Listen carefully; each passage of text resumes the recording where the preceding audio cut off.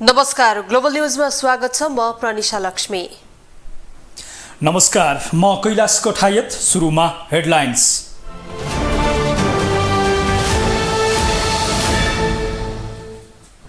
दुई घण्टा बोलेका एमाले अध्यक्ष ओलीले दिए बजेट सच्याउन सुझाव। अनधिकृत व्यक्ति सहभागी नभएको अर्थमन्त्रीको स्पष्टोक्ति। करको दरमा हेरफेर नभएको दावी। कोशी प्रदेश सरकारलाई दिएको समर्थन फिर्ता लिने माओवादी केन्द्रको निर्णय। समर्थन फिर्तापछि एमाले नेतृत्व सरकार अल्पमतमा। नयाँ सरकारका लागि कांग्रेसले थाले पहल। अघिल्ला वर्ष जस्तो मुख्य सिजनमा कृषकलाई रासायनिक मलको अभाव नहुने कृषि सामग्री केन्द्र लिमिटेडको दावी। आयात कम भए पनि मलको अभाव नहुने लिमिटेडको भनाई। रुसमा रहेको दिनिप्रो नदीको जलविद्युत आयोजनाको बाँधमा भएको विस्फोटपछि 16,000 मानिस रहेको बस्ती जोखिममा। युक्रेनले बोलायो आपतकालीन बैठक। र पहिलो सिजनमै 37 Smarak A division league champion बन्यो church boys club. C division छनौटदेखि ए डिभिजनसम्म लगातार च्याम्पियन बन्ने दुर्लभ इतिहास।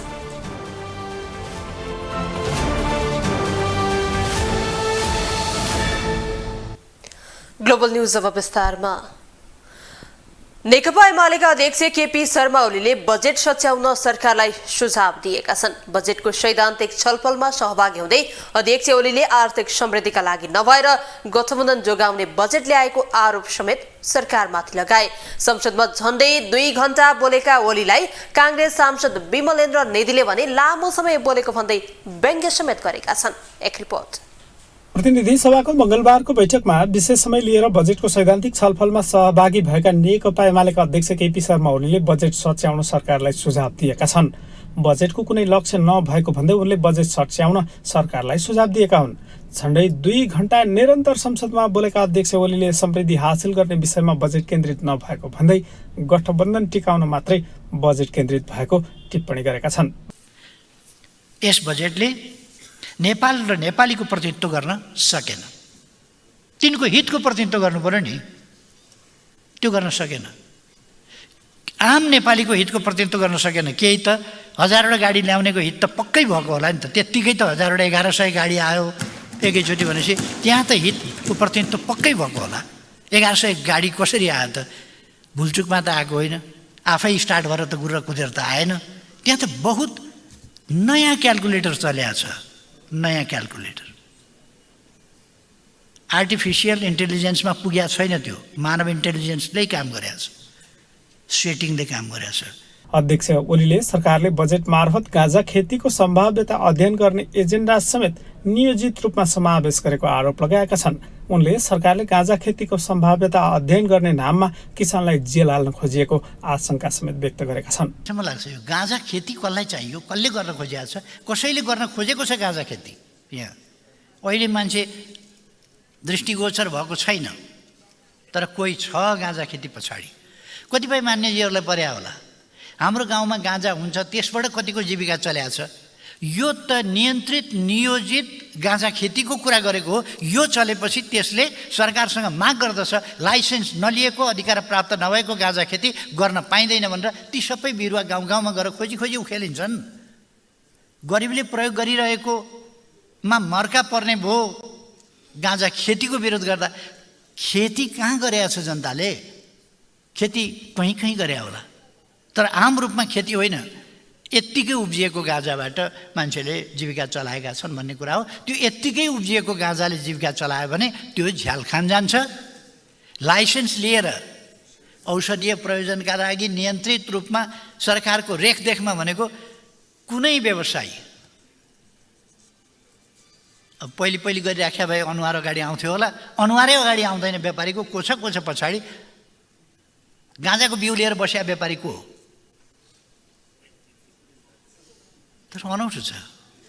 ओली लगत्तै बोलेका कांग्रेस सांसद विमलेन्द्र निधिले भने लम्बेतान भाषण गरेको भन्दै अध्यक्ष ओलीको व्यङ्ग्य गरे। ओलीले बोलेकै बेला एमालेकै सांसदहरू निधाएको उनको टिप्पणी थियो। प्रतिपक्षी दलको नेताले बोल्दाखेरि मेरो घडीमा हेरेको थिएँ 2:49 भएको थियो। अब 2 मिनट मात्रै बाँकी छ। 2 घण्टा बोल्नुभएको छ उहाँले। 1 घण्टा 58 मिनट बोल्नुभएको छ। अर्थमन्त्रीजीले अस्ति बजेट वक्तव्य दिँदा जति टाइम दिनुभयो त्यो मतलब बोलिसक्नुभयो। मलाई खुसी के विषयमा लागेको छ भने प्रतिपक्षी दलको नेताले राम्रो होमवर्क गर्नुभएको छ। उहाँले टिपेर जुन पढ्नु भएको थियो त्यो टिपोट हो कि हस्तलिखित हो कि अर्थमन्त्रीजीले यसो आरोप लगाएको कुनै टाइपिस्ट हो कि कसैले लेखिदिएको हो कि त्यो चाहिँ बुझ्न पाएनौँ हामीले। तर के भनेदेखि होमवर्क चाहिँ राम्रै गरेर आउनु भएको छ, त्यसको लागि उहाँले पनि धेरै धेरै धन्यवाद दिन चाहन्छु। धेरै बेर पर्खेमा पनि स्वयं प्रतिपक्षी दलको बेन्चतिर हेरेँ, जब जब समय जति बित्दै गयो उहाँहरू निदाउन थाल्नु भएको थियो, ताली लगाउन पनि बिर्सिनु भएको थियो। सांसद निधिले सरकारले संसदमा पेश गरेको बजेट सकारात्मक र वस्तुपरक रहेको समेत बताएका छन्। संसदमा एमालेको अवरोधका कारण आइतबारदेखि सुरु हुने भनिएको बजेटमाथिको सैद्धान्तिक छलफल मङ्गलबारदेखि मात्रै सुरु भएको हो। सैद्धान्तिक छलफल सकेर मध्य असारसम्म मन्त्रालयगत छलफल सक्ने सरकारको तयारी छ। ग्लोबल टेलिभिजनका लागि क्यामेरामा गणेश पूर्व छाने मगरका साथमा अमृत राज काफले, काठमाडौँ। बजेट निर्माणका क्रममा अनधिकृत व्यक्ति सहभागी भएको भन्ने विषयले संसदमा समेत प्रवेश पाएको छ। प्रतिपक्षी दलहरूले बजेट निर्माणका क्रममा अनियमितता भएको आरोप लगाएपछि अर्थमन्त्री डाक्टर प्रकाश शरण महतले जवाफ दिँदै करका दर हेरफेर नभएको स्पष्टोक्ति दिएका छन्। अर्थमन्त्रीले जवाफ नदिए संसद चल्न नदिने अडानमा रहेका एमाले सहितका दलहरूले मन्त्री महतले जवाफ दिएपछि बजेटमाथिको सैद्धान्तिक छलफलले निरन्तरता पाएको छ। एक रिपोर्ट। अघिल्लो आर्थिक वर्षमा जस्तै यसपालि पनि बजेट निर्माणमा अनधिकृत व्यक्तिलाई सहभागी गराइएको भन्दै प्रतिपक्षी दलहरूले विरोध जनाएका छन्। प्रतिनिधि सभाको मङ्गलबारको बैठकमा प्रमुख प्रतिपक्षी दल नेकपा एमाले बजेट निर्माणमा अनधिकृत व्यक्तिलाई सहभागी गराइएको विषयमा सरकारको जवाफ मागेको हो। एमाले सरकारले जवाफ नदिए संसद चल्न नदिने अडान समेत राखेको थियो। अहिले पनि बजेटको जुन भाषण हुँदै थियो त्यसको अघिल्लो दिन मध्यरातमा फेरि त्यहाँ पनि बिचौलिएर लाने काम भएको छ र फेरि बिचौलियाहरू राखेर करको दर तलमाथि पार्ने काम भएको छ भन्ने कुरा हामीले सुनिरहेका छौँ। जब बजेट बन्दै रहन्छ त्यो बजेट बनाउने ठाउँमा निश्चित मान्छेहरू त्यहाँ बस्ने एउटा प्रावधान गरिएको हुन्छ, तर त्यहाँ मन्त्रीका स्वकीय सचिवदेखि लिएर अन्य आधिकारिक अनाधिकारिक सबै खालका मान्छेहरू भित्र बाहिर भएको हुन्छ। सबैले भित्रबाट फोन बाहिर लगाइरहेका हुन्छन्, भित्र बाहिर गरेका हुन्छन्। त्यहाँ कुनै सूचनाको त्यहाँ गोपनीयता कायम गरिएको हुँदैन। त्यस्तै राष्ट्रिय स्वतन्त्र पार्टीका सांसद डाक्टर स्वर्णिम वाग्लेले समेत करका दर हेरफेर गराउने काममा अनधिकृत व्यक्तिलाई पहुँच दिएको विषयमा सरकारको जवाफ मागे। उनले केही वर्ष यता नीतिगत भ्रष्टाचार बढेको भन्दै सरकारको जवाफ मागेका हुन्। गत वर्षको बजेट निर्माण प्रक्रियामा निश्चित स्वार्थ समूहहरूको डिजाइनमा करका दरहरूको अवैज्ञानिक हेरफेर गरी अभूतपूर्व नीतिगत कब्जा र भ्रष्टाचार गरिएको आरोप लागेपछि अर्थमन्त्रीले राजीनामा नै दिनु परेको थियो। यस वर्ष त्यस्तो नहोस्, त्यो कलङ्क नदोहोरियोस् भनेर रचनात्मक प्रतिपक्षीका रूपमा राष्ट्रिय स्वतन्त्र पार्टीले अर्थमन्त्रीलाई सचेत गराउँदै आएको छ। अर्थ समितिको पहिलो बैठकमा नै अर्थमन्त्रीसँग पोलिसी करप्सन बारे सवाल जवाफ भएकै हो। बकाइदा कागज मिलाएर, औपचारिकता मिलाएर, विधि पुर्याए जस्तो गरेर बैठक बसेर नियमावलीहरू नै संशोधन गर्दै अख्तियारले पनि समाउन नसक्ने गरी सेटिङमा हुने भ्रष्टाचारको महामारी विगत केही वर्षमा आगो झैं सल्किएको छ। प्रतिनिधि सभाको बैठकमा राप्रपा प्रमुख सचेतक ज्ञानबहादुर साईले समेत यही विषयमा सरकारको जवाफ मागे। उनले विद्युतीय सवारीमा लगाइएको करको दरको सूचना पहिल्यै चुहाइएको भन्दै सरकारको जवाफ मागेका थिए। करको दर फाइनल गर्नका लागि ज्येष्ठ 14 गते राति सचिव, अर्थमन्त्री, आन्तरिक राजस्व विभागका महानिर्देशक मात्रै गोप्य रूपमा बस्ने प्रचलन छ। तर यस वर्षको ज्येष्ठ 14 गते राति आर्थिक विधेयक फाइनल गर्ने क्रममा भन्सार विभागका पूर्व नासु रामकृष्ण श्रेष्ठलाई सहभागी गराइएको भन्ने छ। यो वास्तविक कुरो के हो? अर्थमन्त्रीले अगाडि बसेर रोस्टमबाट हामीलाई जवाफ चाहिन्छ। र अर्को 2 नम्बरमा अर्को कुरो के छ भने यस वर्षको बजेटले इलेक्ट्रिकल भेहिकल 50 देखि 100 किलोवाटसम्मका विद्युतीय सवारीमा भन्सारको महसुललाई 10% बाट 15% बढाएर 15% पुर्याएको छ भने 10% अन्त शुल्क लाग्ने व्यवस्था गरेको छ। यस्तो अति संवेदनशील सूचना बजेट अघि चुहाएर व्यवसायीहरूलाई लाभ पुर्याएर बजेट भाषणको मुखमा करिब 1100 भन्दा बढी 4 पाङ्ग्रे विद्युतीय सवारी गाडी अस्वाभाविक रूपमा नेपाल भित्राएका छन् भन्ने कुरा छ। त्यसबाट सरकारले करिब 90 करोड राजस्व गुमाएको छ भन्ने पनि छ। यसको वास्तविकता के हो, रोस्टममा उभिएर हामीलाई जवाब चाहिन्छ। यहाँ छलकपट गर्न पाइँदैन। सांसदहरूले उठाएको प्रश्नको जवाब दिँदै अर्थमन्त्री डाक्टर प्रकाश शरण महतले भने करका दर हेरफेरमा कुनै अनधिकृत व्यक्तिको पहुँच नभएको जानकारी दिएका छन्। उनले आफूले इमान्दार भएर काम गरेको भए पनि लान्छना लगाइएको गुनासो समेत संसदमा गरेका छन्। अर्थमन्त्री महतले बजेट निर्माणका क्रममा अनधिकृत व्यक्ति भनिएका रामकृष्ण श्रेष्ठलाई टाइप गर्ने सहयोगीका रूपमा मात्रै प्रयोग गरिएको स्पष्टीकरण समेत दिए। जो आधिकारिक व्यक्तित्वहरू छन् त्यो बाहेक यो निर्णय गर्ने ठाउँमा त यो निर्णय गर्ने भन्दा अरू चाहिँ हुनै सक्दैन। यो निर्णय भइसकेपछि अब त्यसलाई चाहिँ टाइप गर्नु पर्यो, व्यवस्थित गर्नु पर्यो, इन्ट्री गर्नु पर्यो। यो सब गर्नको लागि त सहयोगी चाहिन्छ। त्यही सहयोगी लिने क्रममा म आउनुभन्दा अगाडि नै, अघि एकजना मान्यज्यूले यो राखी पनि सक्नु, म आउनुभन्दा अगाडि नै नियुक्ति रामकृष्ण श्रेष्ठजीले प्राप्त गरिसक्नु भएको थियो र उहाँले 30औं वर्षदेखि यही काम गर्दै आउनुभयो र यसमा उहाँ दक्ष मानिनुहुन्छ र अनुभवी, दक्ष, इमान्दार भनेर रिकग्नाइज व्यक्तित्व हुनुहुन्छ। यसअघि अर्थमन्त्रीले जवाफ नदिएसम्म संसद चल्न नदिने अडान राखेका एमाले सहितका दलहरूले महतले जवाफ दिएपछि भने संसद सुचारू भएको थियो। संसदमा मंगलबारदेखि आगामी आर्थिक वर्षको बजेटमाथि सैद्धान्तिक छलफल सुरु भएको छ। असार मसान्तसम्म बजेटमाथि मन्त्रालयगत छलफल सकेर पारित गर्ने सरकारको तयारी छ। ग्लोबल टेलिभिजनका लागि क्यामेरामा गणेशपुर बछाने मगरका साथमा अमृत राज काफले, काठमाडौँ। आउँदो आर्थिक वर्षको बजेटमाथि छलफल हुनुपर्नेमा हिजो आज प्रतिनिधि सभाको बैठकको छलफल राँगा र भैँसी केन्द्रित भएको छ। दक्षिणको छिमेकी देश भारतले उपहार दिएको मुर्रा राँगालाई मुद्दा बनाएर प्रतिपक्षी सांसदले हंगामा मचाएपछि प्रधानमन्त्री पुष्पकमल दाहालले संसदको रोस्टममा उभिएर जवाफ दिनु परेको छ। कृषि प्रधान देशमा नस्ल सुधारका लागि उपहारमा आएको मुर्रा राँगालाई मुद्दा बनाएर संसदमा हंगामा मचाउने सांसदहरूलाई जनताले नै प्रश्न सोध्न थालेका छन्। एक रिपोर्ट। प्रतिनिधि सभाको सोमबारको बैठकमा प्रधानमन्त्री पुष्पकमल दाहालको भारत भ्रमणका क्रममा छिमेकी देश भारतले उपहार दिएको मुर्रा राँगालाई लिएर सांसदहरूले हंगामा मचाएको दृश्यले आम जनताको ध्यान तानेको छ। प्रधानमन्त्री दाहालले भारत भ्रमणको उपलब्धि संसदलाई जानकारी गराउने क्रममा मुर्रा राँगालाई लिएर सत्तापक्ष र प्रतिपक्षी दलहरूबीच भएको बाजाबाजले संसदमा यस्तोसम्म हुने रहेछ भन्दै आम जनता अचम्मित भएका छन्। नेपालको प्रधानमन्त्री इन्डिया गएर आउँदाखेरि नेपालको प्रधानमन्त्रीलाई भैँसी चढेर आयो भन्दै गर्दाखेरि त्यो हाम्रो आफू पनि यही देशको नागरिक भएको कारणले प्रधानमन्त्रीलाई मात्रै नभएर त्यो आफूमाथि पनि हीनता बोध हुनुपर्छ भन्ने मलाई लाग्छ एउटा कुरा। र अर्को कुरा जुन भैँसी पनि होइन राँगा रहेछ, योभन्दा अगाडिकै धेरै 7 वर्ष अगाडि नै एग्रिमेन्ट भएको कुरा अहिले चाहिँ इन्डिया सरकारले अहिले प्रदान गरेको रहेछ।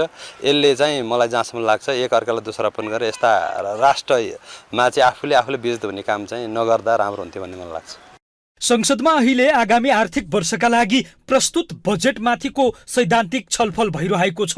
तर सोमबारको बैठकमा भने भारतले उपहार दिएको मुर्रा राँगालाई लिएर सांसदहरूले एक अर्कालाई कुटुला झै गरे। यो कुनै हालतमा स्वीकार्य हुन्न। माननीय सदस्यहरू, समय लिएर बोल्नुको लागि म सबै माननीय सदस्यको ध्यान आकर्षण गराउन चाहन्छु। माननीय सदस्यहरू आसन ग्रहण गरौँ। यहाँबाट जसले अनुमति पाउनुहुन्छ उहाँले मात्रै बोल्नुहुनेछ। माननीय सदस्यहरू आसन ग्रहण गरौँ। भारत भ्रमणको उपलब्धिमाथि प्रश्न उठाउँदै प्रतिपक्षी दलका सांसदहरूले उपहार स्वरूप मुर्रा राँगा ल्याएको भन्दै प्रधानमन्त्री दाहालको खिसिट्युरी गरेका थिए। सत्तापक्ष सांसदहरू भने प्रधानमन्त्री दाहालको बचाउमा उत्रिए। खास गरी नेकपा माओवादी केन्द्रका सांसदहरूले प्रधानमन्त्री दाहालको भ्रमणको उपलब्धि मुर्रा राँगा मात्र नभएको भन्दै प्रतिपक्षी सांसदहरूलाई खिसिट्युरी नगर्न चेतावनी दिएका थिए। प्रतिपक्षी दलका सांसदहरूले विरोधका लागि विरोध गर्ने क्रममा प्रधानमन्त्रीको भारत भ्रमणको उपलब्धिलाई किनारा लगाउन खोजेको माओवादी नेताहरूको आरोप छ। कोरली बाछी ल्याउने कुरो होस्, चाहे त्यो नस्ल सुधारिएको बगर गोरु ल्याउने कुरो होस्, चाहे राँगा ल्याउने कुरो होस्, अरू देशबाट पनि योभन्दा अगाडि थुप्रैचोटि चलिराखेको कुराकानी हो। त्यसकारण यसचोटि भारतबाट चाहिँ त्यो मुर्रा भैँसी राँगाहरू आउने कुरोलाई मेरो विरोधको तहमा बोल्नुपर्ने विषयवस्तु होइन, समर्थनको तहमा बोल्नुपर्ने विषयवस्तु पनि होइन। राज्यमा यस्ता चाहिँ साट्ने फेर गर्ने कुराहरू ल्याउने कुराहरू भइराख्छन्। हाम्रो देशले पनि केही वर्ष अगाडि चाहिँ हाम्रो छिमेकी उत्तरतिरको छिमेकीलाई गैँडा उपारिदिएको थियो होइन। चीनमा एउटा गैँडा ल्यायो, यत्रो ठुलो देश एउटा गैँडा ल्याउने भनेर चीनमा कहीँ पनि विरोध भएको पनि देखिएन। संसद देशका लागि नीति नियम र कानुन बनाउने थलो हो। आफ्नो बुद्धि विवेक र योग्यता प्रयोग गरेर देशको हित हुने नीति नियम र कानुन बनाउने जिम्मेवारी सांसदहरूको काँधमा छ। आफूले छानेको जनप्रतिनिधिबाट देश बन्ने ठूलो आशा सहित भोट हालेर संसदमा पठाएका सांसदहरू यसरी सामान्य विषयमा पनि बाजाबाज गर्न थालेपछि जनतामा भने निराशा छाएको छ। नेपाल कृषि प्रधान देश हो। नस्ल सुधारका लागि भारतले उपहारमा दिएका रागाहरू कृषि क्षेत्रकै विकासका लागि नेपालमा ल्याइनेछन्। तर संसदमा यसरी सामान्य विषयमै सांसदहरूले देखाएको स्तरको भने चौतर्फी आलोचना भइरहेको छ। 2015 सालको संसद सचिवालयका कर्मचारी रहेका पूर्व प्रमुख निर्वाचन आयुक्त सूर्य प्रसाद श्रेष्ठ संसदमा के बोल्ने के नबोल्ने भन्ने विषयमा सांसदहरूलाई प्रशिक्षण दिनुपर्ने बताउँछन्।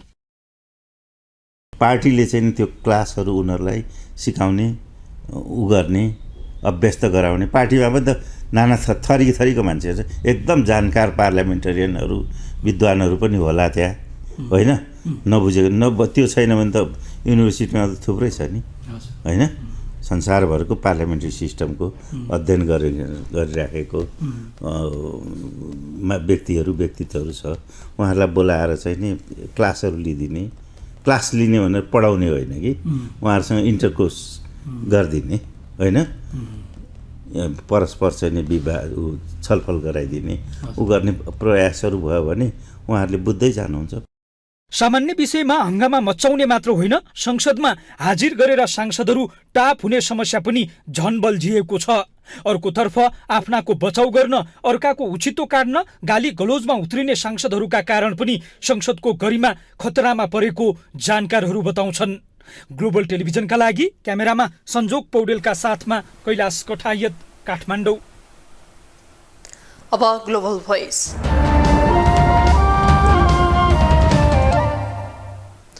संसदमा केही दिनदेखि अनावश्यक विविध हालका विषयहरूमा चर्काचर्की चलिरहेको छ। सांसदहरूको जुहारीका कारण नियमित रूपमा संसद समेत चल्न सकिरहेको छैन। कहिले मुर्रा राँगाको विषय त कहिले प्रधानमन्त्रीको अभिव्यक्तिलाई लिएर आरोप प्रत्यारोप चलिरहेको छ। आजको ग्लोबल भोइसमा हामीले सर्वसाधारणलाई सोधेका छौँ, संसदमा चाहिने भन्दा नचाहिने विषयमा बहस हुनुलाई तपाईँ के भन्नुहुन्छ? यही त अब अहिले पछिल्लो पटक तपाईँले भन्नुभएको ठ्याक्कै विषयमा त म अपडेट छैन, तर पार्लियामेन्टभित्र जे इस्युहरू आइराखेका छ, जे विषयहरू त्यहाँ छलफल भइरहेछ, कतिपय विषयहरूलाई अब हामीले नै भन्दाखेरि नचाहिने विषय भन्नु हुँदैन, किनभने पार्लियामेन्टका पनि आफ्नै रुल रेगुलेसनहरू छन्, सिस्टम छन्। हरेक मान्छे आफ्नो आफ्नो तरिकाले काम गरेर हुन्छ र संसद हलभित्र चाहिँ अहिले चाहिँ भवनभित्र चाहिँ अहिले नहुने कुराहरू चलिरहेछ, हुने भन्दा नहुने कुरा चलिरहेछ र उहाँले गरेका कामहरू अहिले अरू मन्त्रीज्यूहरूले गरेको भन्दा राम्रो काम गर्नुभएको छ र जनताको लागि भलाइ काम गर्नुभएको छ। यो विषयमा चाहिँ म के भन्छु भनेदेखि अब त्यस्तो गरिमामय सदनमा गएर चाहिने नचाहिने आक्षेप लाउने अथवा त्यस्तो विशिष्ट ठाउँमा गएर बोल्नुपर्ने मान्छेले मैले के बोल्दा ठिक हुन्छ, के बोल्दा बेठिक हुन्छ, मैले के बोल्नुपर्छ, मैले के बोल्नु पर्दैन भन्ने कुरो एउटा आफ्नो मर्यादाभन्दा विपरीत गएर बोल्ने काम चाहिँ मलाई बेठिक जस्तो लाग्छ। यो नेपालको यो राजनीति गर्ने व्यक्तिहरू चाहिँ एकदमै तपाईँको अनएजुकेटेड पर्सन पुगेका छन्, जो जति पुगेका छन् उनीहरूलाई कहाँ गएर के बोल्ने कसरी बोल्ने भन्ने कुरा नै थाहा छैन क्या। अब संसद भवनमा देखिएको व्यथिति, अनावश्यक हो हल्ला, साथै केही दिन अगाडि प्रधानमन्त्रीको भारत भ्रमणपछि जुन व्यथिति देखिएको छ, साथसाथै भुटानी शरणार्थी काण्ड पश्चात जुन अहिले संसद भवनमा हो हल्ला, अनावश्यक टिप्पणीदेखि लिएर विभिन्न आक्षेपहरू लगाइने, साथसाथै कसैले चाहिँ व्यङ्ग्यात्मक शब्दमा भैँसी ल्याए, कसैले के ल्याए, प्रगति भएन, प्रधानमन्त्रीको चाहिँ भ्रमण असफल रह्यो, साथसाथै विभिन्न ट्रोलहरू गर्ने जुन प्रवृत्ति, साथसाथै संसद भवनमा देखिएको अनावश्यक होहल्ला र आक्षेपहरू चाहिँ त्यस ठाउँमा त्यो शोभनीय लाग्दैन। नेकपा माओवादी केन्द्रले कोशी प्रदेश सरकारलाई दिएको समर्थन फिर्ता लिने निर्णय गरेको छ। कोशी प्रदेश संसदीय दल र माओवादी केन्द्र प्रदेश कार्यालयको बैठकले एमाले नेता हिक्मत कुमार कार्की नेतृत्वको सरकारलाई दिएको समर्थन फिर्ता लिने निर्णय गरेको हो। प्रदेश कार्यालयको बैठकले पार्टी प्रदेश अध्यक्ष नेमवाङको नेतृत्वमा सरकार गठनका लागि छलफल गर्न समिति बनाउने निर्णय समेत गरेको छ। प्रदेश सरकारमा माओवादी केन्द्रबाट दुर्गा चापागाई भौतिक पूर्वाधार र जीवन आचार्य पर्यटन वन तथा वातावरण मन्त्री छन्। पार्टीको निर्णयपछि संसदीय दलको बैठक बसेर आजै सरकारलाई दिएको समर्थन फिर्ता लिएको जानकारी प्रदेश सभालाई गराउने माओवादी संसदीय दलका नेता इन्द्र बहादुर आङबोले बताउनु भएको छ।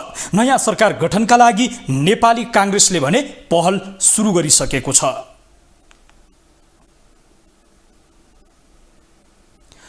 भारतले कृत्रिम प्रजननका लागि नेपाललाई उपहार दिएको मुर्रा रागाका बारेमा संसदमा पुरै एक दिन बहस चल्यो। एमाले अध्यक्ष केपी शर्मा ओलीदेखि अन्य दलका सांसद समेत बहसमा उत्रिए। नेपालले 7 वर्ष अघि नै रागा मागेको भए पनि भारतले भने प्रधानमन्त्री पुष्पकमल दाहालको भारत भ्रमणको समयमा समय पारेर रागा दिएको हो। जुन रागा नस्ल सुधारका लागि पोखरा, लाहान र नेपालगञ्जमा राखिने कृषि तथा पशुपन्छी मन्त्रालयले जनाएको छ। एक रिपोर्ट। प्रधानमन्त्री पुष्पकमल दाहालको भारत भ्रमणको बेला भारत सरकारले राङ्गा उपहार दिने विषयले संसदमा समेत हंगामा बनायो। सोमबारको संसद बैठकमा एमाले अध्यक्ष केपी शर्मा ओलीदेखि अन्य प्रतिपक्षी दलका सांसदले समेत राङ्गाको बारेमा बहस गरे। भारत भ्रमणका क्रममा अन्य केही उपलब्धि गर्न नसकेको भए पनि प्रधानमन्त्रीले भारतबाट भैँसी चढेर आएको टिप्पणी राष्ट्रिय स्वतन्त्र पार्टीका सांसद शिशिर खनालले गरेका थिए। प्रधानमन्त्रीको भारत भ्रमणको क्रममा हामी चाहन्थ्यौँ उहाँ प्लेन चढेर भर्खर उहाँले नै उद्घाटन गरेको पोखरा विमानस्थलमा झर्नुहुन्छ होला भनेर दुर्भाग्यवश भैँसी चढेर आउन परेको कुराहरू आए। विशेष गरी यो जुन दोस्रो हवाई मार्गका कुराहरू छन् त्यसमा भारतीय पक्षबाट जारी गरिएको प्रेस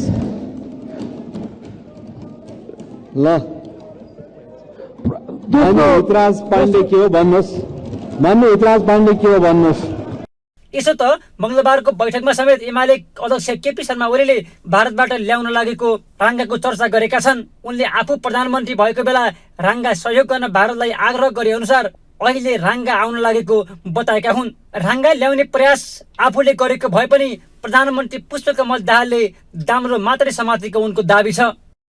अब फुर्ती फार्ती प्रधानमन्त्रीज्यूको यहाँ त म अघि हेर्दाखेरि त ओहो सारा जितेर फर्किँदै गरेको सिकन्दर जस्तो, सब फाँडेर फर्किएको चङ्गेज खाँ जस्तो विजयी अचम्म लाग्यो। साँच्चै ल्याएको चाहिँ के भने 15वटा रागा, साँच्चै ल्याएको चाहिँ है। अरू कुरा त प्रधानमन्त्रीज्यू प्रमाणित गर्नुपर्छ यो ल्याएँ भनेर। ल्याएको चाहिँ 15वटा रागै हो, चढेर आए पनि डोर्याएर ल्याए पनि। राङ्गाको बारेमा संसदमा व्यापक बहस भएको भए पनि भारतबाट राङ्गा नेपाल भने आइसकेका छैनन्। त्यसका लागि नेपालबाट प्राविधिकहरू भारत स्थित सरकारी फर्ममा गएपछि मात्रै भारतले नेपाललाई 15 मुर्रा प्रजातिको राङ्गा दिनेछ। भारतले नेपाललाई वस्तुगत सहायता स्वरूप मुर्रा प्रजातिको राङ्गा उपहार दिन लागेको हो। कृषि तथा पशुपन्छी मन्त्रालयका अनुसार भारतीय पक्षले नेपालको भन्सार नाकासम्म ल्याएपछि राङ्गालाई पशु सेवा विभागले आफ्नो माताहतका संस्था राष्ट्रिय प्रजनन कार्यालय पोखरा, नेपालगञ्ज र लाहानसम्म पुर्याउनेछ। त्यसपछि यी कार्यालयले ती राङ्गाबाट उच्च स्तरको वीर्य उत्पादन गरी कृत्रिम गर्भधान गराइनेछ। त्यसबाट कार्यालयले वार्षिक रूपमा कम्तीमा 1 लाख भैँसीलाई कृत्रिम गर्भधान गराउनेछ। मुर्रा प्रजातिको राङ्गाको मूल्य 60,000 देखि 1,30,000 सम्म भारतीय रुपियाँसम्म पर्छ। मुर्रा प्रजातिको भैँसीले प्रत्येक दिन 8 लिटरदेखि 20 लिटरसम्म दुध दिने भएकाले नेपालले भारतसँग पटक पटक मुर्रा प्रजातिको राँगा माग गरेको थियो। यसै अनुसार सन् 2018मा नेपाल भारतको संयुक्त कृषि प्राविधिक समूहले बैठकमा राँगा ल्याउने निर्णय समेत भएको थियो। त्यसै अनुसार सन् 2018मा नेपाल भारतको संयुक्त कृषि प्राविधिक समूहको बैठकमा राँगा ल्याउने निर्णय समेत भएको थियो। ग्लोबल टेलिभिजनका लागि क्यामेरामा संजोग पौडेलका साथमा सूर्य भट्टराई, काठमाडौँ। बेला बेलामा चर्चामा आइरहने जनप्रतिनिधि हुन् धरान उपमहानगरपालिकाका मेयर हर्क साम्पाङ राई अहिले फेरि फुटबलमा गरेको शानदार गोलका कारण चर्चामा पुगेका छन्। मङ्गलबार सचेत धराने युवा समूहले धरान रङ्गशालामा आयोजना गरेको मैत्रीपूर्ण खेलमा मेयर राईले प्रोफेसनल खेलाडीको जस्तै शानदार गोल गरेपछि उनको चर्चा फेरि सुरु भएको हो। सचेत धराने समूह र धरान उपमहानगरपालिका बीच भएको खेल 1-1 गोलको बराबरीमा सकिएको थियो। सचेत धराने समूहले आफ्नो प्रथम वार्षिक उत्सवको उपलक्ष्यमा मैत्रीपूर्ण खेल आयोजना गरेको हो। एक रिपोर्ट।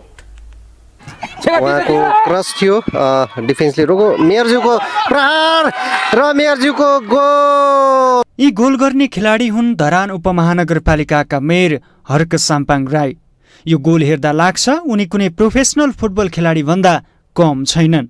मेयर राईले आफ्नो परिचय धरान उपमहानगरपालिकाका मेयरका नामले मात्रै नभएर दर्जनौं क्रियाकलापले बनाएका छन्। मङ्गलबार सचेत धराने समूहले आफ्नो प्रथम वार्षिक उत्सवका अवसरमा धरान रङ्गशालामा मैत्रीपूर्ण फुटबल खेल आयोजना गरेको थियो। धराने मेयर हर्क साम्पाङ राईको नेतृत्वमा धरान उपमहानगरपालिकाको कार्यसमिति र सचेत धराने समूहको टिमबीच घम्साघम्सी नै भयो। घम्साघम्सीका बावजुद खेल 1-1 को बराबरीमा सकियो। 9 नम्बर जर्सी लगाएर मैदानमा उत्रिएका मेयर राईले शानदार गोल गरे। मेयर राईको गोल विश्व प्रसिद्ध खेलाडी क्रिस्टियानो रोनाल्डोको जस्तै देखिन्थ्यो। मेयर राईले गरेको उक्त गोलका लागि वडा नम्बर 10 का वडा अध्यक्ष विवेक राईले पास मिलाएका थिए।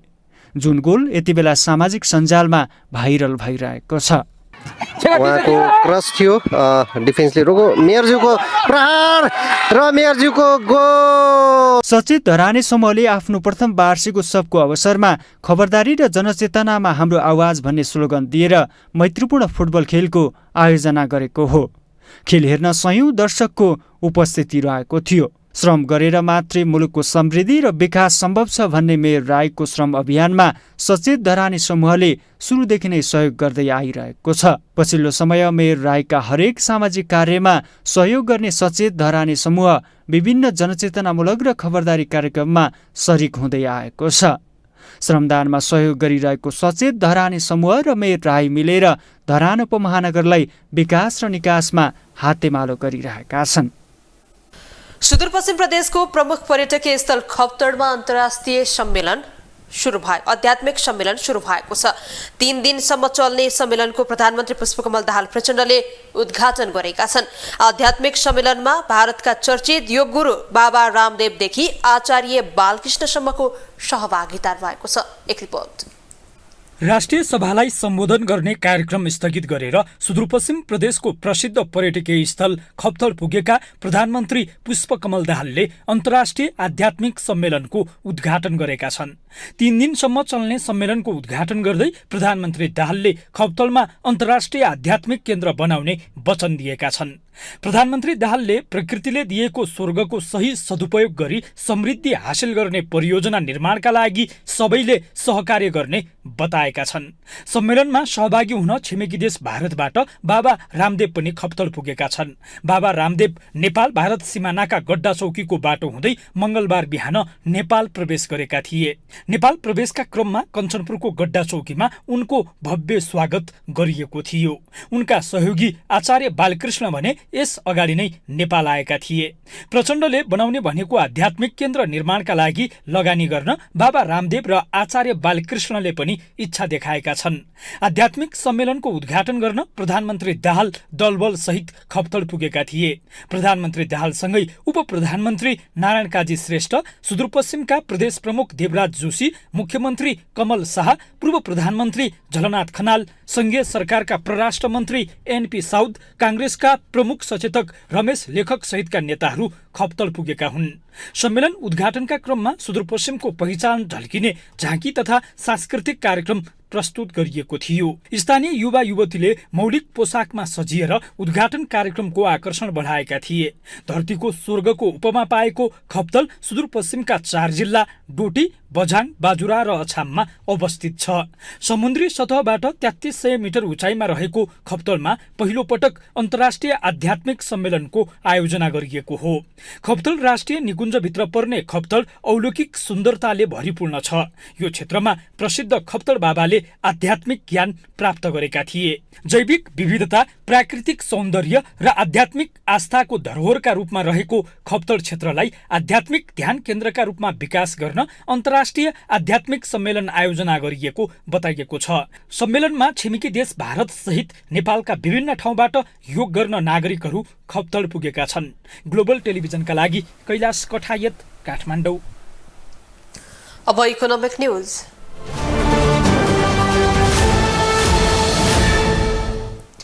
असार महिना सुरु हुने बित्तिकै किसानहरू बाली लगाउने तर्खरमा व्यस्त हुन्छन्। समयमै बाली लगाउनका लागि किसानलाई मुख्य समस्या भनेको रासायनिक मल समयमै नपाउनु हो। तर यसपालि किसानले रासायनिक मल समयमै पाउने कृषि सामग्री केन्द्र लिमिटेडले दावी गरेको छ। एक रिपोर्ट।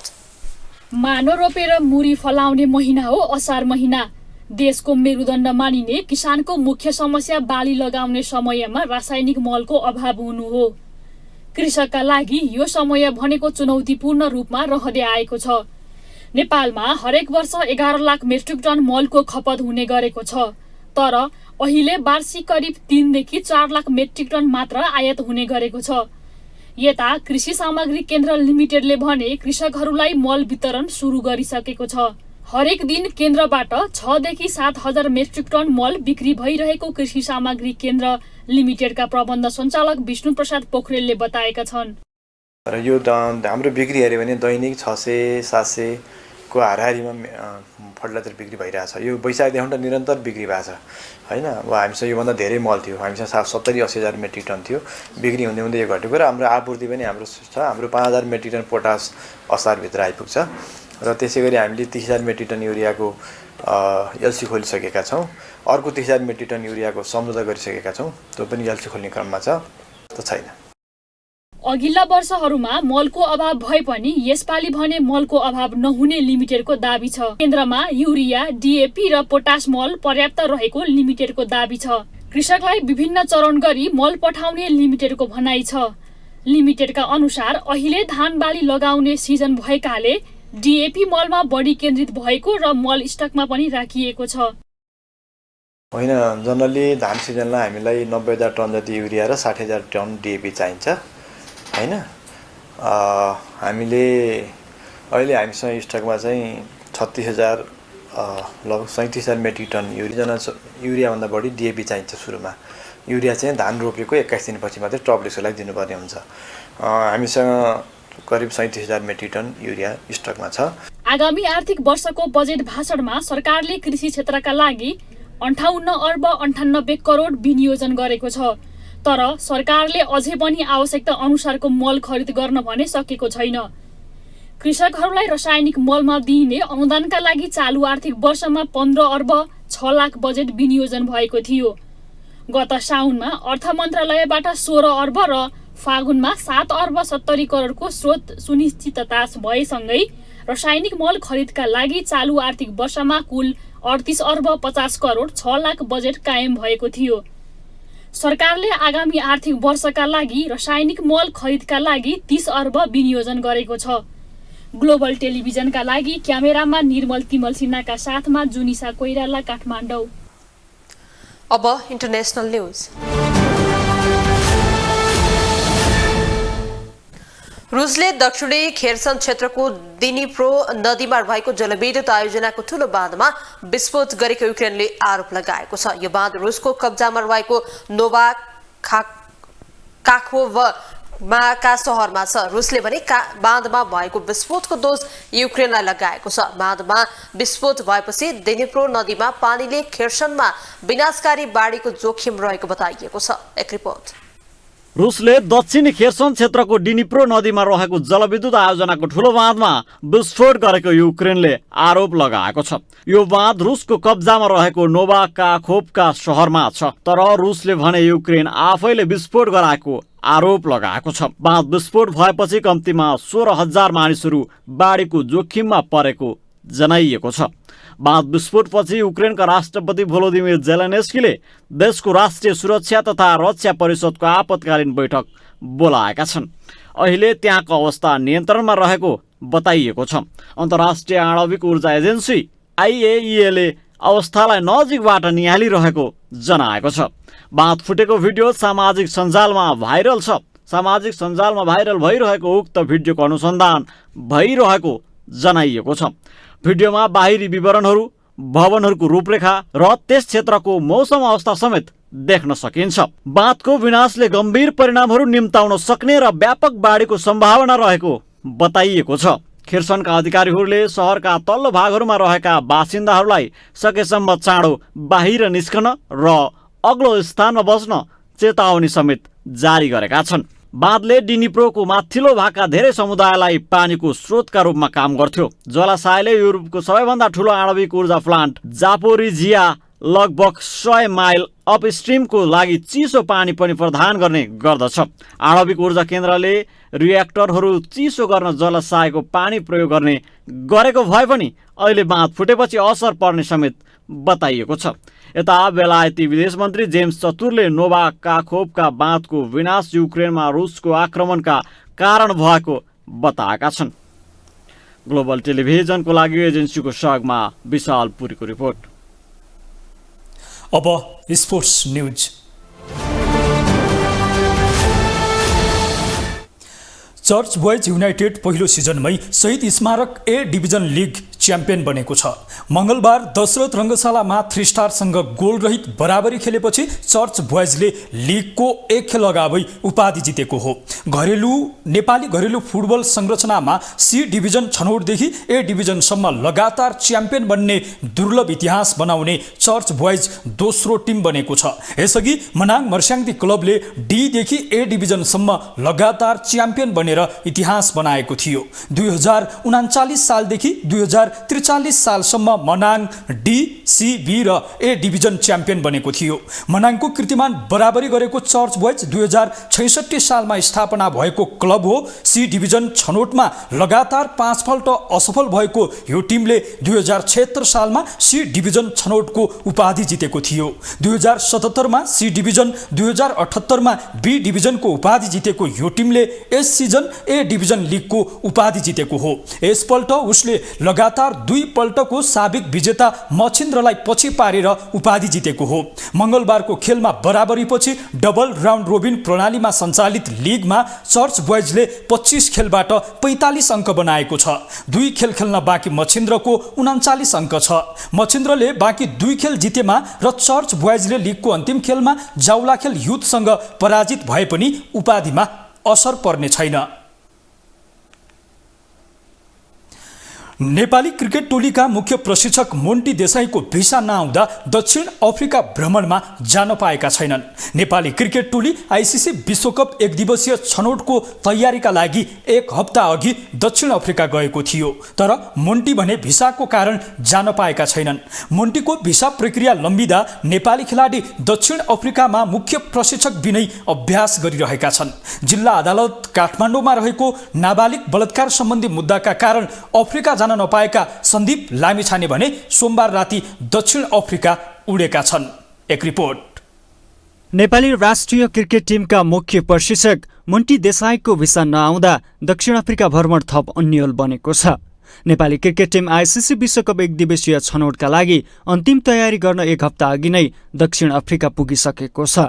तर भारतमा रहेका प्रशिक्षक मोन्टीको भिसा नलाग्दा उनको दक्षिण अफ्रिका भ्रमणबारे चिन्ता बढेको हो। मोन्टी एसएससी प्रिमियर कपमा नेपाल च्याम्पियन बनेपछि बिदामा अमेरिका गएका थिए।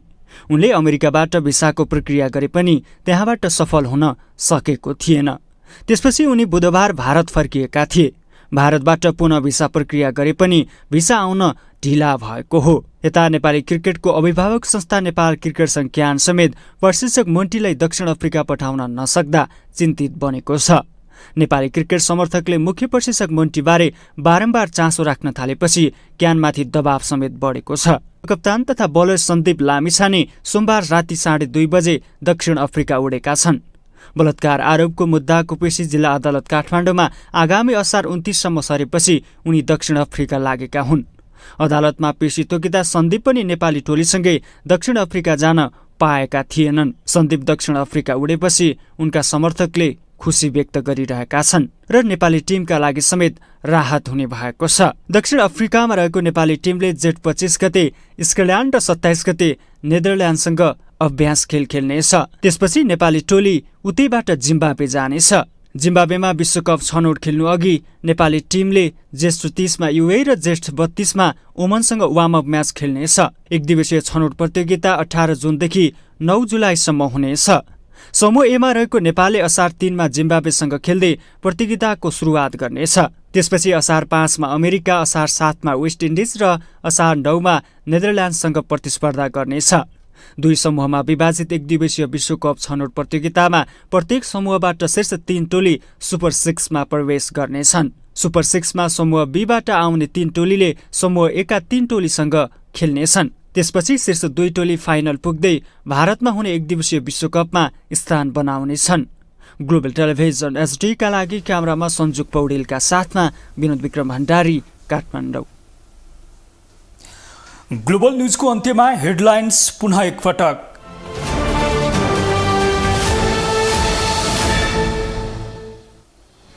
एमाले अध्यक्ष ओलीले दिए बजेट सच्याउन सुझाव। अनधिकृत व्यक्ति सहभागी नभएको अर्थमन्त्रीको स्पष्टोक्ति। करको दरमा हेरफेर नभएको भनाई।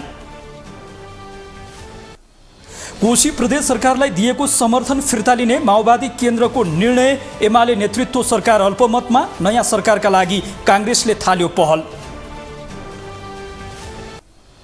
अघिल्ला वर्ष जस्तो मुख्य सिजनमा कृषकलाई रासायनिक मलको अभाव नहुने कृषि सामग्री लिमिटेडको दाबी। आयात कम भए पनि मलको अभाव नहुने लिमिटेडको भनाई। रुसमा रहेको डिनिप्रो नदीको जलविद्युत आयोजनाको बादमा विस्फोटपछि 16,000 मानिस रहेको बस्ती जोखिममा। युक्रेनले बोलायो आपतकालीन बैठक। र पहिलो सिजनमै Shahid Smarak A division league champion बन्यो। Church boys club C division छनौटदेखि डिभिजन ए डिभिजनसम्म लगातार च्याम्पियन बन्ने दुर्लभ इतिहास कायम।